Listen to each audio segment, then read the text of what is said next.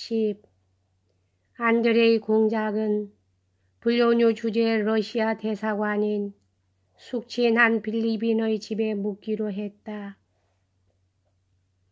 아, 공작, 이처럼 반가운 손님은 없습니다. 하고 필리핀은 안드레이 공작을 맞으면서 말했다. 프란츠, 내 침실에 공작의 짐을 갖다 놔. 볼콘스키를 안내해온 하인에게 그는 일렀다. 뭐 전성보고의 급사라고요. 거참 근사하군. 보다시피 난 병 때문에 들어박혀 있는 중입니다.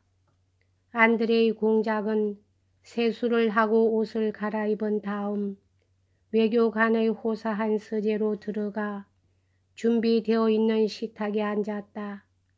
필리핀은 유연하게 벽난로 옆에 자리를 잡았다. 안드레이 공작은 이번의 여행뿐만 아니라 생활의 편의와 청결과 우아함을 송두리째 빼앗겨왔던 오랜 행군 뒤 또다시 어렸을 때부터 몸에 배어있는 사치스러운 생활 조건에 둘러싸여 처음으로 아늑한 휴식감을 맛보았다. 그 밖에도 그러한 오스트리아 정부의 무례한 태도를 받은 뒤였으므로 비록 러시아어를 쓰지는 않았지만 둘은 프랑스어로 이야기했다.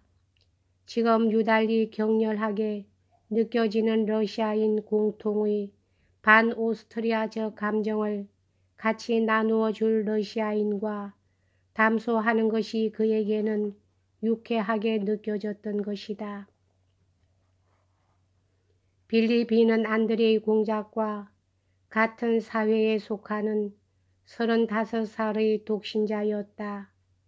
그들은 이미 페테르부르크에 있었을 무렵부터 알고 있었으나 요즘은 안드레이 공작이 구투조프를 따라 빈에 온 뒤로는 더 한층 친한 사이가 되었다. 안드레이 공작이 군부에서 전도 유망한 젊은이라고 한다면 그와 마찬가지로 아니 그 이상으로 필리핀은 외교계에서 빛나는 전도가 기대되고 있었다. 그는 아직 젊은이긴 했으나 이젠 젊은 외교관이 아니었다. 그것은 15살부터 근무를 시작하여 파리에도 코펜하겐에도 있었던 적이 있었고 지금은 비인에서 꽤 중요한 지위를 차지하고 있었기 때문이었다. 오스트리아의 수상과 비인 주재 러시아 공사도 그를 알고 있고 경의를 표하고 있었다. 그는 대다수의 외교관들과 같은 그저 소극적인 자격, 말하자면 인류 외교관이 되기 위해서는 어떤 종류의 행위는 해서 안 된다는 규칙을 지키고 프랑스어를 사용하여 회화를 하는 따위의 그러한 위인이 아니라 일을 좋아하고 또한 그것을 감당해낼 수 있는 유능한 외교관의 한 사람이었다.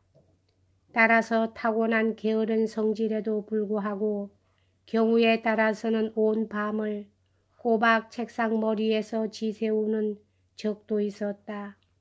그는 일의 내용이 어떤 것이건 간에 언제나 한결같이 부지런하게 일했다. 그의 흥미를 끄는 것은 무엇 때문에 가 아니라 어떻게 해서라는 데 있다. 외교 사건의 목적이 어디에 있는가 하는 것은 그에게는 아랑곳 없었다. 교묘하고 정확하고 우아하게 회랍장과 각서와 보고서를 작성하는 일 속에서 그는 커다란 만족을 발견하고 있었으나 이러한 문서 작성 외에 상류 사회에 나가서 교제를 한다거나 재치 있게 담화를 한다거나 하는 솜씨에도 필리핀의 공적은 인정되고 있었다. 빌리비는 이를 사랑하듯이 담화를 좋아했으나 그것은 담화가 우아하고 기지로 넘쳐있는 때만으로 국한되어 있었다. 사교계에서도 그는 늘 무엇인가 사람들을 깜짝 놀라게 할 이야기를 할 기회를 노리고 있었지만 이러한 조건이 갖추어지지 않는 때에는 결코 말참견을 하지 않았다. 빌리빈의 담화는 언제나 기발하고 기지에 넘치고 그리고 보편적인 흥미를 갖는 완성된 명구로 가득 차 있었다. 그러한 명구들은 몹시 보잘것없는 사교계 인사들도 손쉽게 외워가지고 객실에서 객실로 가지고 돌아다니기에 알맞도록 특히 휴대에 편리한 성질을 띠고 있었는데 이것은 빌리빈의 머릿속 연구소에서 만들어지는 것이었다. 그러나 사실상 빌리빈의 명구는 비인의 객실에서 객실로 퍼져서 이른바 중대한 사건에 영향을 미치는 일도 자주 있었다. 여위고 지친 누르스름한 그의 얼굴은 온통 굵은 주름으로 덮여 있었다. 이 주름은 목욕탕에서 나온 사람의 손가락 끝처럼 공들여서 깨끗하게 씻어낸 것처럼 보였다. 그리고 이 주름의 운동이 그의 용모의 중요한 변화를 구성하고 있는 것이었다.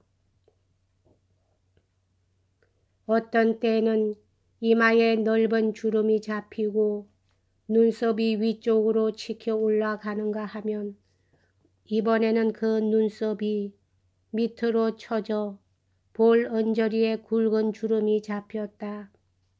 움푹 들어간 작은 눈은 언제나 똑바로 즐겁게 정면을 바라보고 있었다. 자, 그럼 자네의 그 전공담이나 들려주게 하고 그는 말했다. 볼콘스키는 자기에 대해서는 한마디도 꺼내지 않고 지극히 겸손한 어조로 어제의 전투와 육군 대신과의 면담을 이야기했다. 그들은 마치 구주희를 방해하는 개처럼 내 보고를 받더군 하고 그는 말을 맺었다. 빌리비는 쓴 웃음을 지으면서 얼굴의 주름살을 폈다. 그렇지만 여보게 그는 손톱을 멀리서 바라보며 왼쪽 눈 위에 주름을 잡고 말했다. 나는 정교의 러시아 군에 대해 끝없는 존경을 바치고 있지만 그러나 내 생각으로는 자네들의 승리는 그리 빛나는 것은 아닌 것 같은데 그는 멸시하거나 강조하고 싶은 말만을 러시아어로 발음하면서 시종 프랑스어로 말을 계속했다. 그렇지 않나? 자네들은 일개 사단밖에 거느리고 있지 않은 모르찌에에게 전군을 이끌고 달려들었다지. 게다가 모르찌에도 자네들의 손아귀에서 빠져나가지 않았나? 무엇이 도대체 승리야? 그러나 진정으로 말하지만 하고 안드레이 공작은 대답했다. 어쨌든 울름의 전투보다는 조금 낫다고 말할 수 있지. 뽐내는 것이 아니라 어째서 자네들은 한 사람만이라도 비록 한 사람만이라도 원수를 포로로 하지 않았나. 어째서냐고. 모든 일은 예상대로 되지 않기 때문이야. 사열식처럼 정확하게 되지 않기 때문이지. 방금도 말한 것처럼 우리들은 아침 7시까지는 적의 배후로 돌려고 계획했었지만 그런데 그것이 실제로는 밤 7시가 되어서도 되지 않았어. 대체 어째서 아침 7시까지 되지 못했다는 거야. 아침 7시까지 나가야만 했다면 하고 빙그레 웃으면서 빌리비는 말했다. 아침 7시까지 적의 후면으로 나가야만 겠다면 말이야. 그럼 자네들은 어째서 외교의 교섭으로 보나파르트에게 제노아를 그냥 내버려 두는 게 낫다는 것을 설득하지 못했나?